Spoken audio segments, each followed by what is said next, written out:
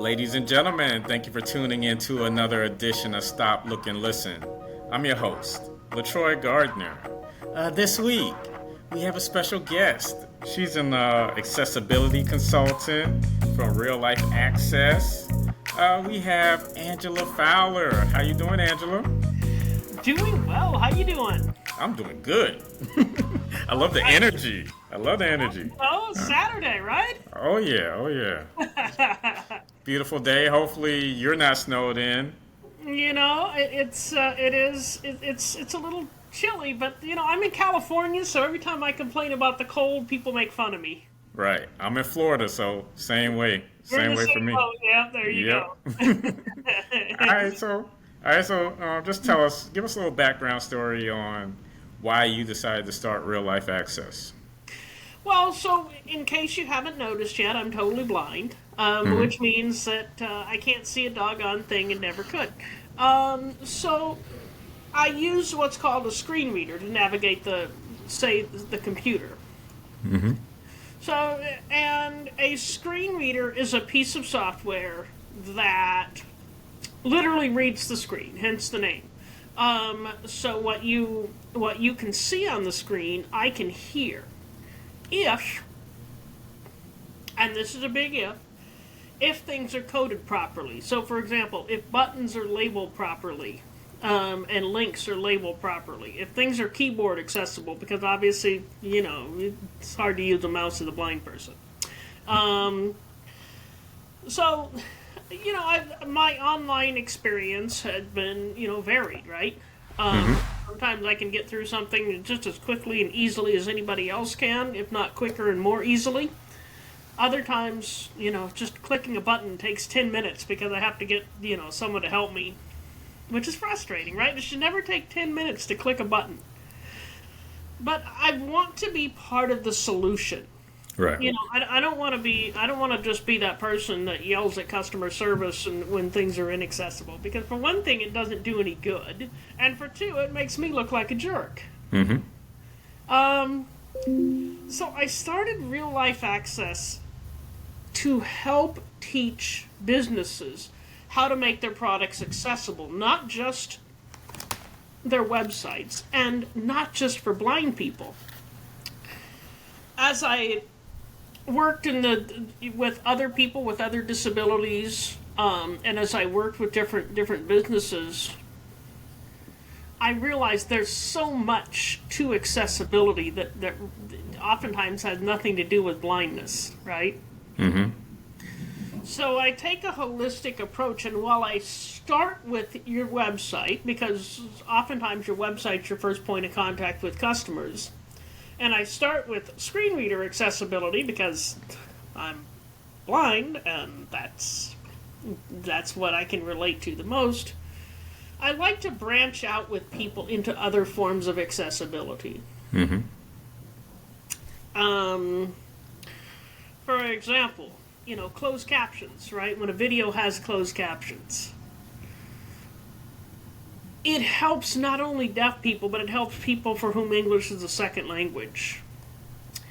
When your business is uncluttered, and when your aisles, if you have a retail shop, if the aisles are wide, or at least wide enough that a wheelchair can pass through them, you're making the shopping experience a lot more comfortable for everybody else. You've been in a store that you're like, as I walk down this aisle, I'm knocking things over on both sides at the same time.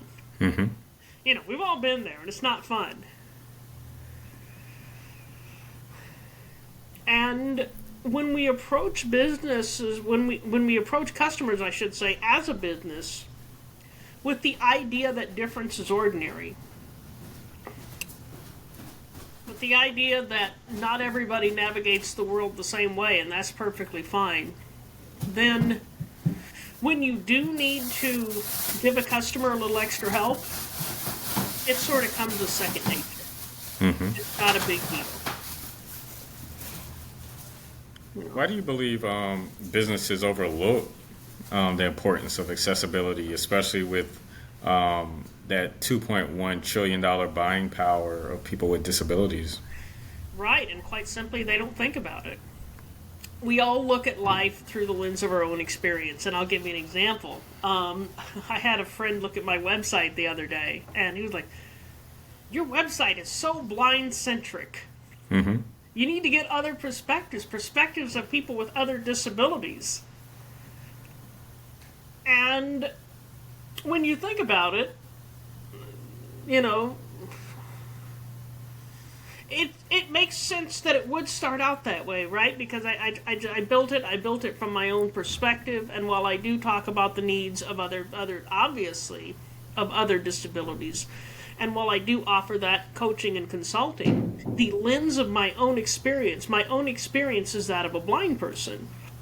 So that's what I'm going to default to. So we all look at life through the lens of our own experience until and unless something comes along and changes it. So when I started working about 10 years ago, when I started working with people who had other disabilities, it broadened my lens, and it allowed me to bring that knowledge to the table. But our knee-jerk reaction, right, is to look at things through our own lens. Does that make sense? Mm-hmm. Good. Yeah, because I was going to touch on, especially after you talked about the closed captioning and how, like, say for example, YouTube, when we're uploading clips on YouTube, they say that if you add the closed captioning, that the algorithm sways in your favor because you're exposing it to more people. It's preferred to have the closed captioning minus not having it at all. Mm-hmm. Well, it goes further than that. If your website is accessible, it's going to rank higher in search engines. Mm-hmm. Because the search engines crawl the code. So they're basically reading the same things that a screen reader is reading. So if they can't read, for example, an accessible label on a button, it's going to be like, what's this? Mm-hmm. I don't know what this is. This is all gobbledygook to me. I'm not going to display this. Yeah. What industries do you feel are leading the way in accessibility? Oh, good question.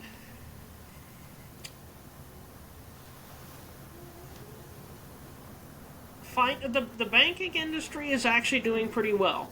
Mm-hmm. Which is a good thing.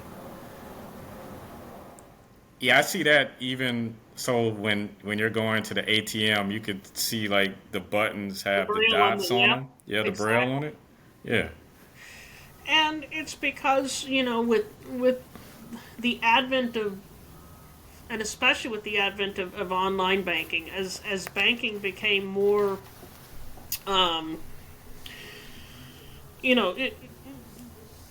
we went from everything being done with the help of a human being to now we have ATMs, now we have, online banking. I can't remember when the last time was I actually walked into my bank.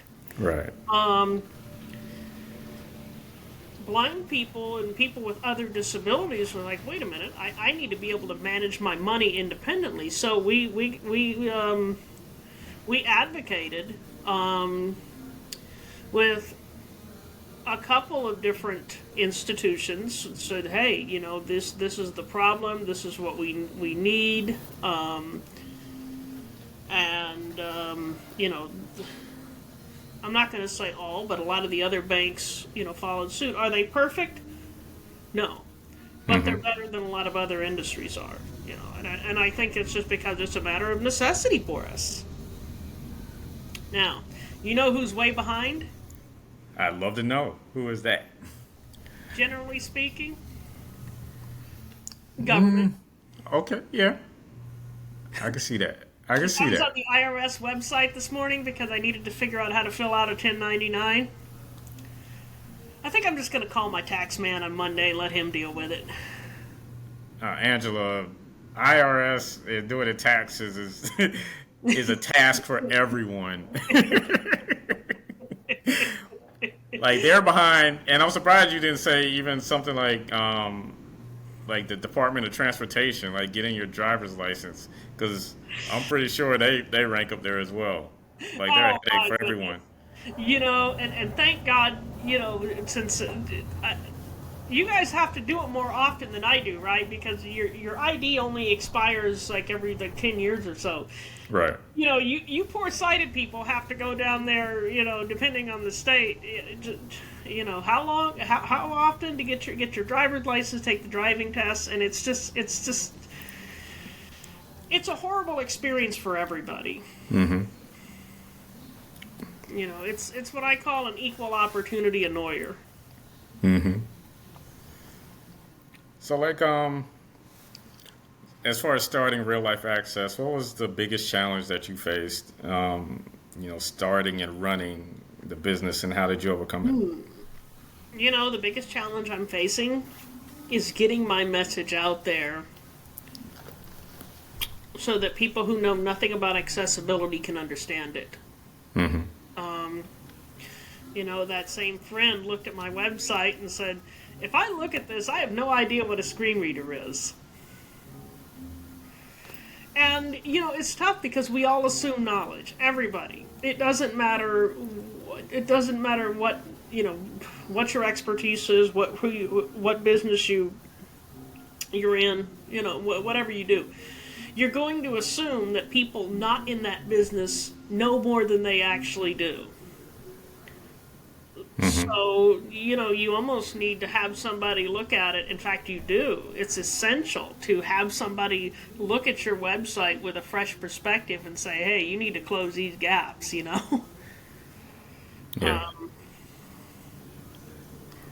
Otherwise you're gonna be, talking gibberish to people. Right. Why do you think accessibility education is still lacking in many business environments? Partly, maybe even mostly, because the disability advocacy movement community has taken the wrong approach. We've taken the approach of this is legal. You're doing something that's illegal. You're discriminating. We've taken an adversarial, punitive approach rather than talking about the benefits of accessibility. We also haven't reached out to colleges. We haven't reached out to the programs that web developers go through to to learn how to code. Mm-hmm. We haven't yet attempted to persuade them to include accessibility in their curriculum. Yeah. I don't think there are any MBA programs that even touch on accessibility. Mm-hmm. Can that be part of the curriculum? We're not teaching. We're assuming knowledge, and we're assuming bad faith in a lot of cases. How do we bridge that gap? And who are some of your allies? We just need to keep having conversations with people.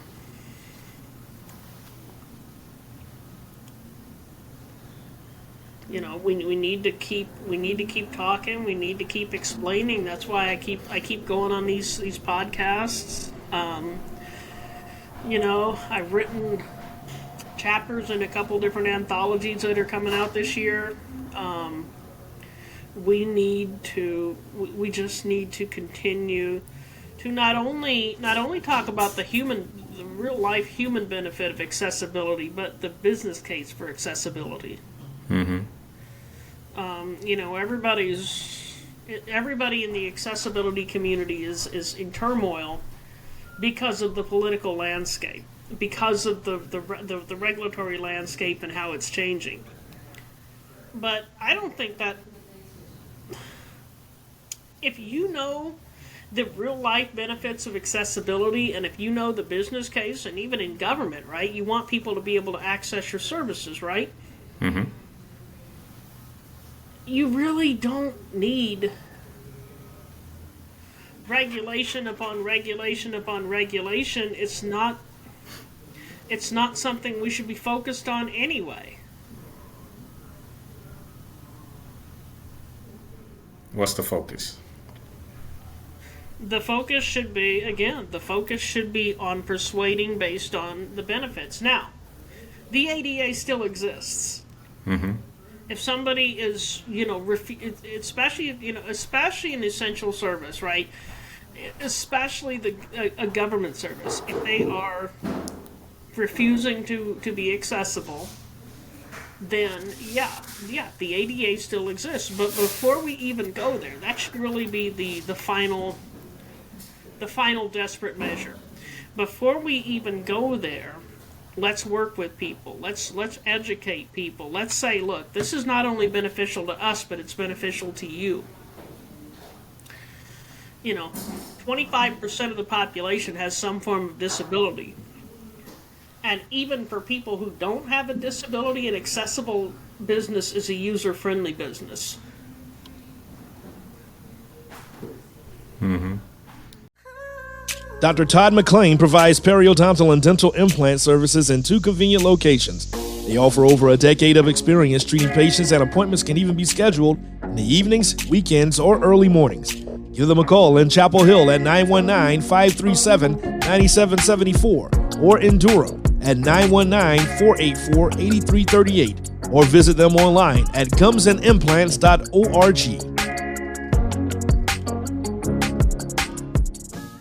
How do you deal with rejection while trying to raise awareness and like get legislation passed, or businesses to make their stores and websites more accessible? How do you deal with it? A lot better than I used to.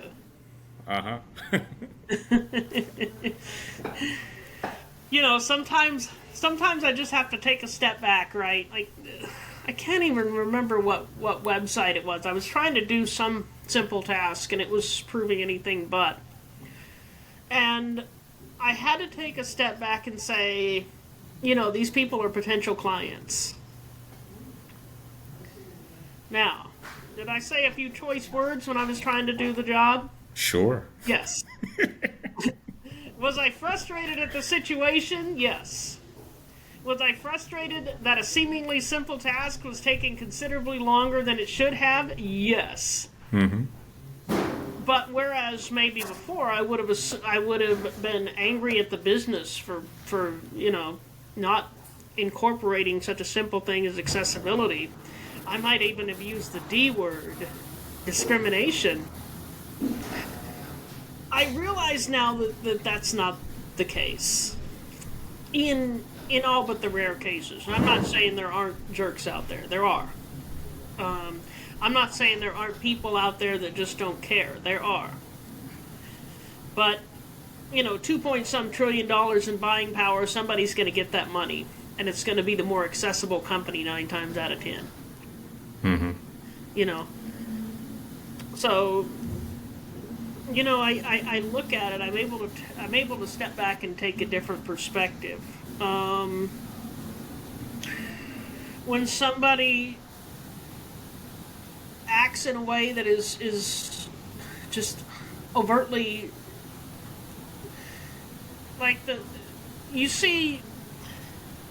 you read about guide dogs being denied Airplanes. Your guide dog can go pretty much anywhere you can.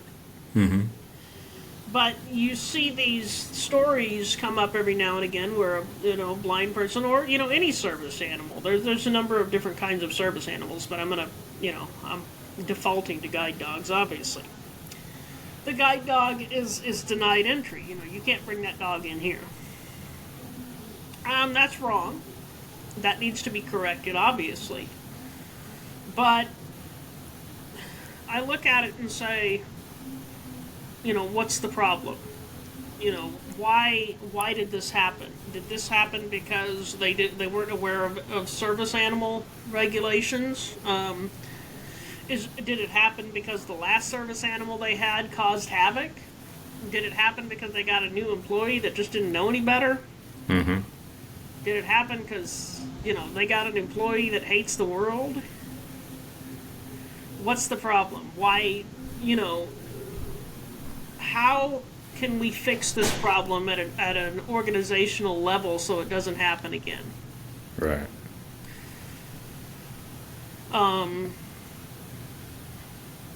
Sometimes people are just having a bad day and take it out on other people. Yeah.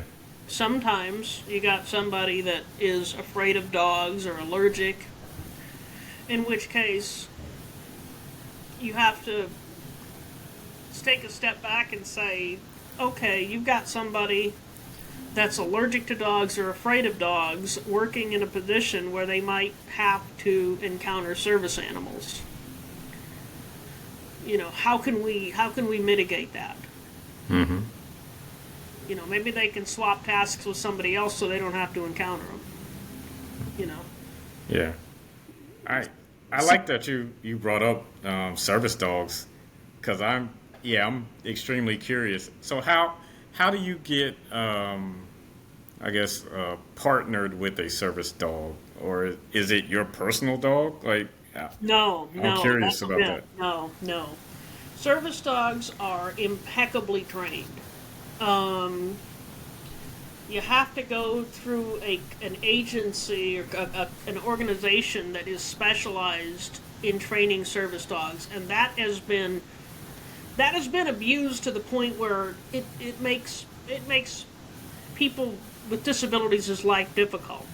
And I think it is at the root of a lot of the service dog denials that we see, because these people take their personal dogs, say, oh, this is my service dog, this is my emotional support dog, slap a vest on them and try to take them out in public when they don't have the training necessary to handle being out in public. I got 2 dogs of my own. I wouldn't take either one of them to the supermarket. Mm-hmm. Especially the meat department. Right. Because, I'm setting them up to fail if I do that.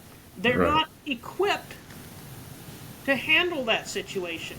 And when you have a dog with, that's afraid, maybe you got some dog aggression issues, then you see situations where fake service dogs lash out at real service dogs. So if you have a dog that does not have specialized service dog training, do not take them into a situation that they're not trained to handle. I don't care how adorable they are. I don't care how much you love them. I love my 2 dogs to the moon and back, and I would not put them in that situation. Mm-hmm. Not only are you doing a disservice to your dog, but you're doing a disservice to actual service dog handlers. Yeah. How do you see the future of accessibility evolving? What role will businesses play in this evolution? I think as we educate people, as we get the word out, I think we're entering the golden age of accessibility. I think people have been made aware more so than they ever have, and I think it's easier. I think it's easier than it has been in the past to make things accessible. So Mm-hmm. I see a bright future. We're going to have to figure out how AI fits into the equation. Okay. We're going to have to resolve the plug-in debate. So there are plugins out there which assist you in making your website accessible to a greater or lesser extent. Anything that promises compliance, run, because no plugin can make your website compliant, but they can help you to some extent. Mm-hmm. So when I say the plugin debate, that's what I'm talking about. Yeah, so not only AI, I think I interviewed someone a few months ago, and they were talking about virtual reality, as far as like the goggles that are, that are for those that improves accessibility? Like, do you have any insight on that? I have no idea. To be honest, I know my son has one of those, those virtual reality gaming headsets. Mm-hmm. So, he clears the living room floor once in a while, and he'll, jump around and, fight nothing. If you didn't know any better, you'd think he'd gone insane.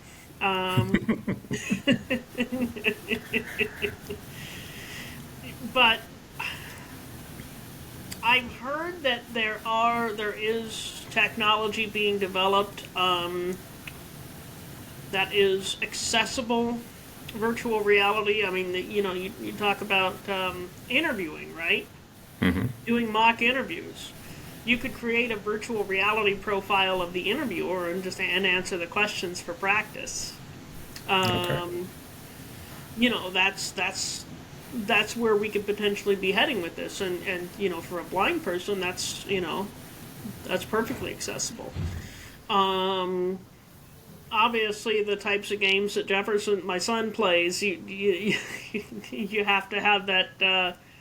The way that particular system is built, you have to have the visual feedback. I can't imagine. Yeah. I'm venturing into the great unknown here, but Okay. but yeah, it does. There are things being developed. What's Different programs. I yeah. That's as far as I know about it. Right. What's something about you that people would find most surprising? Before meat prices went through the roof, I made and sold homemade beef jerky. Oh, wow. Yeah, I'd developed quite a reputation amongst the blind community. Obviously, I'd gone to different conferences with people, and the word got out, and there was a trust factor there. So I had my little mail order business there for a while. Uh-huh. Cool.